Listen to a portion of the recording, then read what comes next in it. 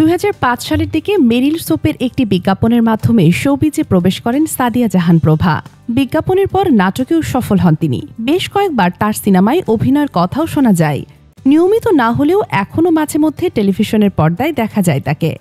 ২০১০ সালের ১৯ আগস্ট চয়নিকা চৌধুরীর পালিয়ে বিয়ে নাটকের শুটিং শেষ হয়ে পরদিন অভিনেতা অপূর্বের সঙ্গে বিবাহ বন্ধনে আবদ্ধ হয়েছিলেন মডেল ও অভিনেত্রী প্রভা।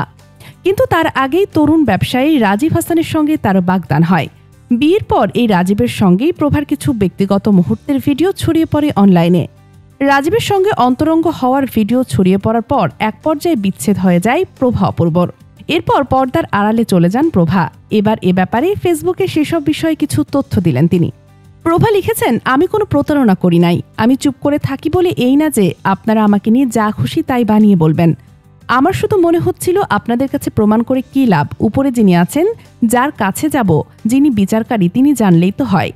বিয়ের আগেই সম্পর্ক করে যে গুনাহ আমি করেছি, সেই গুনার জন্য জনতার কাছে আমি প্রতিনিয়ত মাপ চাচ্ছি, মাপ চাইব। কিন্তু যতদিন বেঁচে থাকবো আপনাদের কাছ থেকে অনেক সোয়াব কামাবো, কারণ আপনারা না জেনে আমাকে গালি দেন, না বুঝে আমাকে একতরফা প্রতারক বানিয়ে দিয়েছেন। তিনি আরও লিখেছেন, আর যেহেতু ধর্মীয়ভাবে অন্যায় করেছি, সোশ্যালি কোনো অন্যায় করিনি, তাই ধর্মের নিয়ম বলছি, আমার এই ঘটনার পর আমার প্রাক্তন স্বামীর উচিত ছিল আমাকে আরও বেশি সাপোর্ট করা, মারাও যেতে পারতাম। শুধু আত্মহত্যা করলে কোনোভাবেই সৃষ্টিকর্তার কাছে যেতে পারবো না, সেই ভয়ে আর আল্লাহর সাথে দেখা করার লোভে আত্মহত্যা করি নাই। রাজীবের সাথে আমার সম্পর্ক থাকাকালীন অবস্থায় যতবার ঝগড়া লেগেছে ততবারই আমাকে অকথ্য ভাষায় গালাগালি করত এবং আমাকে নিয়ে অনেক মিথ্যা বানিয়ে বানিয়ে বলতো। পরবর্তীতে আবার আমার সাথে সে ঠিক করতে চাইতো।